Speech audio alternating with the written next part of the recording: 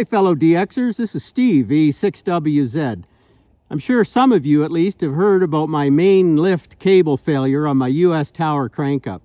I was out at the remote today. There's been a lot of scuttlebutt and talk on social media and whatnot about why my tower collapsed and what happened. I was up here today, so I thought I'd give you a tour of the destruction. Hey, I'll tell you what, it's kind of weird. I got a feeling that a video about the destruction of my tower might be more popular than building stuff. Anyway, here's a view of what's left. At the time of the cable failure, I was in my man lift.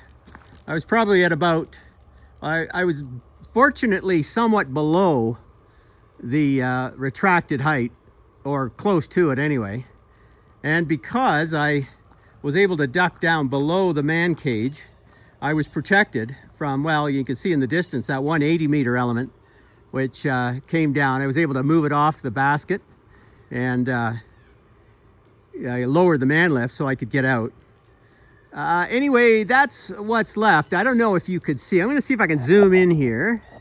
Yeah, there you go. You can see when a 200-pound heavy-duty mast loaded with about 300 pounds of antenna free fell from 100 feet. Needless to say, it happened quick and it hit hard. You see all the brackets holding the sheaves are all bent. On my tower I had a opti beam at the top, and below that on a 30-foot boom, a 2-element 80-meter Yagi shortened and a 40-meter Yagi. And you can see that they pretty much are destroyed when it hit bottom. All right, so what happened? Let me explain that. All right, in order to explain what happened, I have to show you what I was doing here, because it was because of a modification to the tower that the cable broke. This is one of my parasitic elements. It's a 75-foot 4-inch irrigation element, and over here is another one. And in the distance, that shorter tower has got a stinger in the top, so that's the third element. The tower, all right, was my driver for those 3 parasitic elements. The array I'll be explaining maybe later in this video briefly, but ultimately I plan to publish a video on that array. But because of the surrounding parasitics, I discovered that with just a single shunt wire on one side of the tower, I wasn't achieving and I wasn't seeing a balanced coupling, mutual coupling between the parasitics. So the feed point impedance and resistance of each of the parasitics were different, and that upset the relative tuning and therefore gain and pattern of the antenna. So what I needed to do was add a shunt wire on each of the flat faces of the tower, all right? In other words, kind of like a cage. Like a shunt-fed cage surrounding 3 wires surrounding the tower. In order to do that, I had to clamp, all right, a shunt wire, a shunt standoff on each of the collapsing, the telescopic sections. And that's what caused the problem. I'll explain what I did here. All right, don't know if you could see it, but there's only one, well, there's a couple of them sort of left. I'm going to try and zoom in. You can see that one standoff. There's a bracket which is bolted to the crisscross brace, and holding it on is a bolt with a back plate, all right? There's a back plate which supported the shunt arms, all right? Now, the fact is, I had 3 of those shunt arms on each face, on each of the 4 sections, and it was functioning fine. It worked just great. There was no problem, and it actually solved my imbalanced mutual coupling between the parasitics. We had a high wind, and the high wind shifted some of the shunt wires such that when the tower was going up, it bent 2 of the shunt arms. It pulled them upwards, and when it pulled them upwards, it bent that bracket inward, all right? And on the one face, it was right beside the lift cable. So it bent inward into the moving sections, it was shifted over, and it sliced the main lift cable. At the time when I was on the tower, or rather when I was in the man lift, the tower was moving and it was going up, all right, at the time. Almost had reached full height. And so that's when it happened. So, yeah, all right. Yeah, that was poor engineering. It was a mistake. I guess we can all learn from it. You can look in hindsight and say, yeah, right, what an idiot, I shouldn't have done that. But anyway, I did. And this is the result of it. My tower is kind of what you call gone.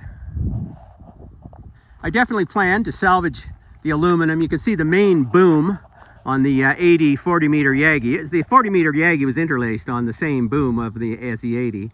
And I'm going to salvage as much aluminum as I can. The tower is junk. I mean, I'm going to sell it for scrap. The opti beam is probably recoverable.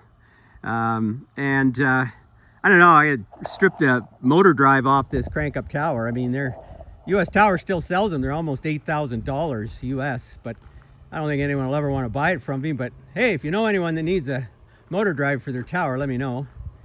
There's one of the 80-meter elements. By the way, guys, so one thing here, you know, I had this tower in service, by the way, for 26 years, okay? It was at my home QTH in the city for many years, and then I moved it up here to the remote. And it has been completely faultless and have had no trouble with it. I do maintain all of the sheaves and the cable. I did one full cable replacement. I maintain the motor drive and all of that. So, you know, I mean, it was a beast and a beautiful machine, and I certainly enjoyed using it. The 80 and 40-meter Yagis have been in service for 22 years and have performed really well. It got me to almost 300 countries on 80 meters, but don't think I'm going to do that, make it now. My plan is not to replace this tower. I don't intend to go back to dealing with all of the complexity of the switching on these Yagis, nor fussing with rotors and whatnot. I plan to move toward focusing on 160 meters. I plan to replace, using the same pad, a single 90-foot irrigation tubing vertical to then become the driver for that same 4-element triangular parasitic array I described at the beginning. So that's the plan here at VE6WZ. Well, I figured since I'm out here, I'll just touch on some of the work I'm doing on my new transmit array for 160 meters. You know, I intended to publish a video on this new array, YouTube video. That's not going to happen this year, so I'll give you a preview. So I just converted this north tower to be effectively a 70-foot parasitic radiator for 160 meters. And so I had to expand the radial system. All of the other parasitics, the 4-inch aluminum tubing verticals, all have 100 radials each. So I had a skid steer come out and strip the gravel off of the pad here, where at the radiating from the base of the new tower, and you can see the radials. And in fact, this is what I was in the process of doing prior to having the tower failure. In fact, I was doing some testing at the time, and that's when the failure occurred. You know, I got to tell you guys, like, when it comes to vertical antennas, especially a parasitic array, if you have parasitic vertical elements that you want to work, I got to tell you right now, a lot of you probably heard it before, but having a very low loss ground system and enhanced radial system is essential. In fact, you can see all of the radials here. There's over 100 of them that radiate out from the tower, and they're all integrated into a common bus, which are tied into all of the other radials for the other two parasitics. But what I've got to tell you is putting radials in is not visibly rewarding. It's expensive, and it's a heck of a lot of work. In fact, it's the most challenging and difficult part of a vertical system. But what I was doing, all right, is, and that's why the tower was going up at the time, I was monitoring and otherwise looking at the mutual coupling that I'm seeing on the driver. In other words, as you introduce a parasitic element in proximity to the vertical, the driver that is, you can see mutual coupling because the real resistance on an impedance plot will decrease. It'll drop. And the more and more radials I added, the lower and lower the coupling resistance became. So I found it encouraging, and it gave me confidence that all of this effort, okay, is worth it, because you could see the coupling increasing. And without maximum coupling, you are not going to see the performance from a parasitic. All right, so anyway, stay tuned, guys, because I do plan to describe this a 4-element, a triangular array.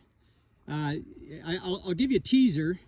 Basically, this design is really nothing other than it's a variant on the classic K3LR, or what was described in ON4UN's book as well. It's basically an inline 3-element and parasitic array, reflector driven and a director, with the ability to switch either parasitic to swap, being either a director or a reflector. What I've done, the variant here, is instead of being inline, they're geometrically and spatially offset. That is to say, each parasitic is 60 degrees surrounding the central driver. And believe it or not, after doing the modeling, I was shocked, but actually the forward pattern is only moderately distorted and only about 0.3 dB down from a perfectly inline K3LR style array. I didn't believe it at first, but that's what the modeling showed.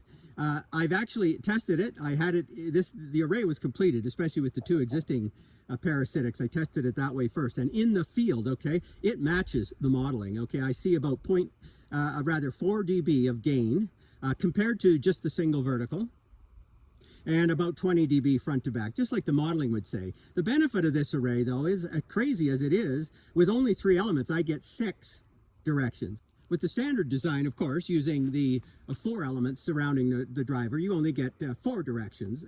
So it's really a compelling antenna, and that's what I'll be describing. One other thing I'll describe is as well my ability to implement in-band switching to maintain perfect and maximum gain and front to back across the band by incrementing 5 microhenry little coils as I move down the band. The fact of the matter is, SWR is not what matters in a parasitic array. What matters is performance bandwidth. That is to say, maintaining your gain in front to back as you move across the band. And using these simple little tuning boxes at the base of each parasitic and at the driver, basically maximum gain in front to back is preserved across the entire 160 meter band.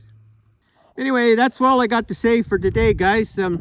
I got to get back to finishing installing the radial system. Then I got to call up my skid steer guy with the Bobcat, and he's going to put the gravel back and cover up my radial system.